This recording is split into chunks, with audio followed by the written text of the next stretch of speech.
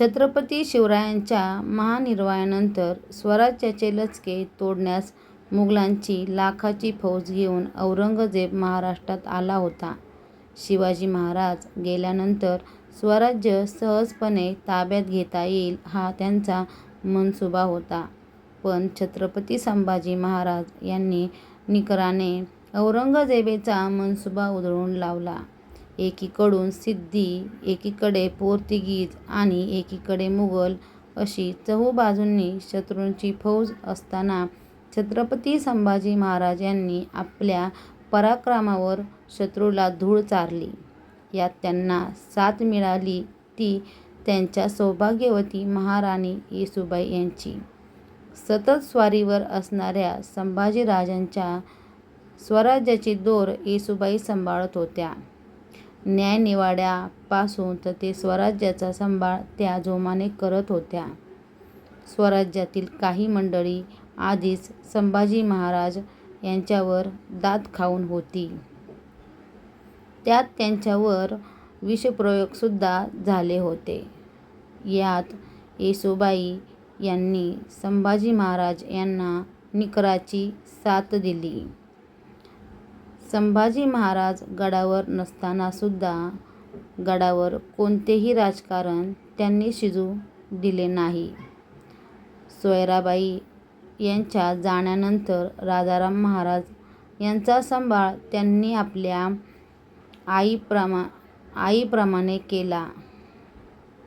स्वराज्याची तालीम त्यांना वेळोवेळी मिळाली गेली. महाराणी येसूबाई यांचा त्याग इथेच संपत नाही, उलट तो त्याग इथे सुरू होतो. त्यांच्या असीम त्यागाचे दुसरे उदाहरण तर इतिहासात अजरामर असेच म्हणावे लागेल. छत्रपती शिवाजी महाराजांना ठार मारल्यानंतर औरंगजेबाच्या आशा पुन्हा पल्लवित झाल्या. त्याने स्वराज्याचा घास घेण्यासाठी इफ्तुखार खानला रायगडाला वेढा देण्यास पाठवले. पण स्वराज्याचा धनी त्या वेढ्यात अडकून पडला असता तर सैन्याला एकत्र आणणारा कोण हा प्रश्न उभा होता. तसेच बाहेर मोकाट असलेल्या औरंगजेबाच्या सैन्याचे चहूबाजूंनी आक्रमण करून स्वराज्याचे लचके तोडले असते आणि राजाच बंदिवान असल्याने राज्यकारभार हाकणे हे अवघड झाले असते. येसूबाईंनी त्यावर उपाय काढला. त्यांनी राजाराम महाराजांना सुचवले की त्यांनी रायगडाच्या वेढ्यातून बाहेर पडून जंजीच्या किल्ल्यात तळ ठोकावा व रायगड वेढ्यात अडकल्याने संपूर्ण राजधानी जंजीला हलवावी. स्वराज्याचा खजिना मुघलांच्या हाती पडता कामा नये अशी सोय करावी. असे केल्याने रायगडाचे महत्त्व कमी होऊन या वेढ्यातून औरंगजेबाला फारसे काही गवसणार नाही आणि स्वराज्याचा कारभार व्यवस्थित हाकता येईल. म्हणजे स्वराज्य राखण्यासाठी त्या स्वतःला तोफेच्या तोंडी द्यायला तयार होत्या.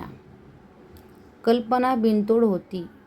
पण आपल्या मातेसमान वहिनीला आणि छोट्या शाहूला वेढ्यात एकटे सोडून निघून जाणे हे राजाराम महाराजांना पटत नव्हते. पण येसूबाईंनी राजाने नात्यापेक्षा कर्तव्याला जास्त महत्त्व दिले पाहिजे हे त्यांना पटवून दिले. अखेर जड अंतकरणाने राजाराम महाराजांनी रायगड सोडला आणि येसूबाईंच्या सत्त्वपरीक्षेला सुरुवात झाली. महाराणी येसूबाई यांची कैद राजाराम महाराज रायगडावरून यशस्वीपणे सुटल्यानंतर येसूबाईंनी 8 महिने रायगड झुंजावला. राजाराम महाराज सुद्धा जंजी किल्ल्यात अडकल्याने मदतीची आशा धुसर होती. खूप प्रयत्न करूनही गड ताब्यात येत नाही असे पाहून औरंगजेबाने कपट करत रायगड ताब्यात घेतला व येसूबाईंना शाहू महाराजांसहित अटक केले.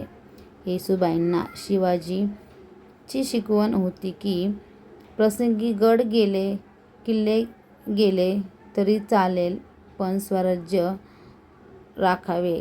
दिलेले किल्ले लढून परत मिळवता येतात, पण गेलेले स्वराज्य परत मिळवता येत नाही.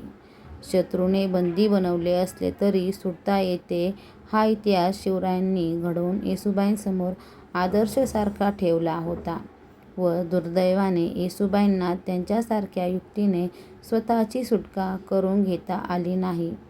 त्यामुळे त्यांना आणि शाहू महाराजांना आपली उमेदीची 29 वर्ष स्वराज्यासाठी कैदेत व्यतीत करावी लागली. औरंगजेबाच्या मृत्यूनंतर दिल्ली दरबारात झगडे सुरू झाले होते. बादशाह फर्रुख सियर आणि त्याला गादीवर आणणारे सय्यद बंधू यांच्यात वितुष्ट आले. सय्यदांचा नाश करण्यासाठी बादशहाच्या खटपटी सुरू झाल्या. आत्मरक्षणार्थ सय्यद बंधूंना मित्र शोधावे लागले. आपले उद्दिष्ट गाठण्यासाठी मराठ्यांशी मैत्री करणे त्यांना भाग होते. त्यामुळे दक्षिणेचा सुभेदार सय्यद हुसेन अली याने पेशव्यांच्या मार्फत मराठी राज्याशी नवा तह केला. त्यात शिवाजी महाराजांचे स्वराज्य बिनशर्तपणे शाहू महाराजांना देण्याचे ठरवले. शिवाय दख्खनच्या 6 भुयांचा 4था आणि सरदेशमुखे हक्कही मान्य करण्यात आले.